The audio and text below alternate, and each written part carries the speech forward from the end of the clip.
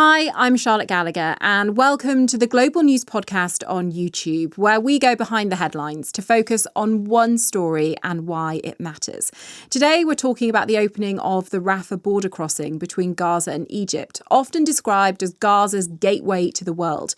Israel has largely kept it closed for 2 years. Now, a small number of people will be able to go in and out. Rafah's opening was included in the Gaza peace plan. What could come next? We're joined now by the BBC's Middle East correspondent, Yolande Knell in Jerusalem. Hi, Yolande. Hello there. So, firstly, we hear so much about the Rafah border crossing in the news, but what is it and why is it so important? So the crossing point is one of 5 that Gaza has, and it's the only one that doesn't go into Israel. It goes to neighbouring Egypt. And that's why really for years now, when I've been in Gaza in the past, people have described it as their gateway to the world or their lifeline to the world. And this was a key part of President Trump's 20-point plan. It's actually one of the points that the Rafah border crossing should reopen. That's why we've really been waiting for that. It had been hoped that aid would go directly from Egypt, where there is so much of it waiting, into the Palestinian territory through the Rafah crossing. We've been told that that's not happening at this stage. But the crossing point is also just so important for people. And there are literally tens of thousands of people, sick and wounded Palestinians inside Gaza. You've got students inside Gaza, other people who are desperate and waiting to leave. And you've also got, many thousands of Palestinians who want to go back to the Gaza Strip to be reunited with their families. I was going to ask you that because obviously not everyone will be allowed to cross through this border crossing. So it's a set number of people, is it, that have appointments or they're going to university and things like that? So basically, to cross through this crossing point, you have to be authorised by both the Israelis and the Egyptians. But there are also these stringent Israeli security checks for people who are going through, and it's such small numbers that you're talking about. What we're hearing is it's about 50 people who are from the list of sick and wounded who will be able to go out. It's the World Health Organization that's coordinating the medical evacuations, and it's only going to be with 1 or 2 carers in each case. And then 50 people allowed to go back from the Egyptian side into the Gaza Strip. And what we've been hearing is that initially, at least, it's going to be those people who were let out for medical treatment that are now being allowed to go back home. The reopening of this was included in phase 1 of President Trump's peace plan for Gaza. Now this is reopening. What happens next? Really, this completes phase 1 in many ways, because phase 1 of the ceasefire plan, it was about the return of the Israeli hostages in exchange for nearly 2,000 Palestinian prisoners and detainees being returned by Israel. And then you were supposed to have this big increase in desperately needed aid going into Gaza. The Rafah crossing was one component of all of this. Of course, we saw delays from the Israeli side, really because of the very slow return of the bodies of the deceased hostages. That's why Israel said it wasn't going to allow the Rafah crossing point to open as had previously been expected. We only had just a week ago the retrieval of the remains of that Israeli police officer, Ran Gavili, the last of the hostages in Gaza. And since then, it's got this mechanism going so that the Rafah border crossing can now be reopened. And what's phase 2 of the peace plan? And is that on track, do you think, to be achieved? So, if you think how difficult it's been to get this far with phase 1, phase 2, which Washington has declared has now already started, that is all of the more complicated issues. That is things like disarming Hamas.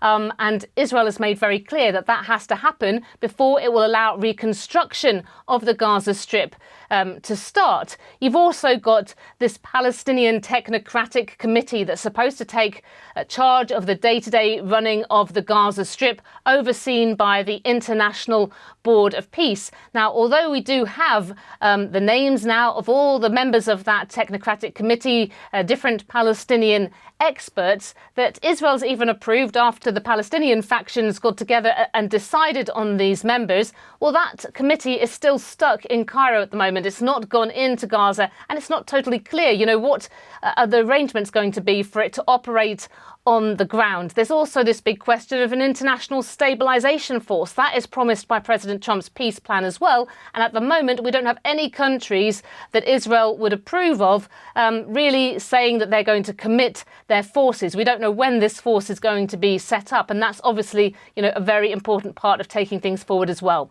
And if you think about President Trump and his foreign policy at the moment, he does seem quite stretched because there's Ukraine, there's Venezuela, there's Iran, and then there's also this. Is there a sense that the Americans are still focused on driving this peace plan through? I would say that it's also world attention that has switched to those other things. And, people in Gaza, when we speak to them, are really very worried that the world attention could be going away. We also know that aid organisations are very worried that, donors and donations could be going away as well, just at the point which is so crucial to advance things. We did have President Trump's Middle East advisor, his son-in-law, Jared Kushner, as one of those who was outlining at Davos the kind of, next stages of phase 2, his vision for reconstruction. It is very ambitious. But you do have here, the Arab Gulf countries in particular, close allies of Washington that really want to take things forward as well. And there is always the danger that, as soon as this doesn't advance, that Hamas could look to take advantage of that. Israel could look to take advantage of that. And you could see the ceasefire falling apart. So I think, there are enough players here that realise there is real momentum that needs to be kept up. But as we've seen, even with the reopening of the Rafah crossing, things do happen painfully slowly. Yolande, is the ceasefire still holding? Because when a lot of people think of a ceasefire, they think, OK, that's it, there's no more violence. But then we hear in the news that there are outbreaks of violence. Definitely. And, some people in Gaza have taken to calling this not a ceasefire, but a reduced fire, because we do still see these regular incidents where Palestinians are killed having crossed the so-called yellow line, which is the line that marks the point to which Israeli troops have withdrawn to in the Gaza Strip. They still control about half of Gaza.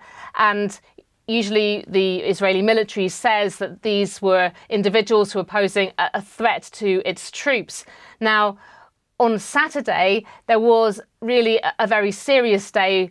The ceasefire looked very shaky indeed, with more than 30 Palestinians who were killed, including several children, according to hospitals in the Gaza Strip.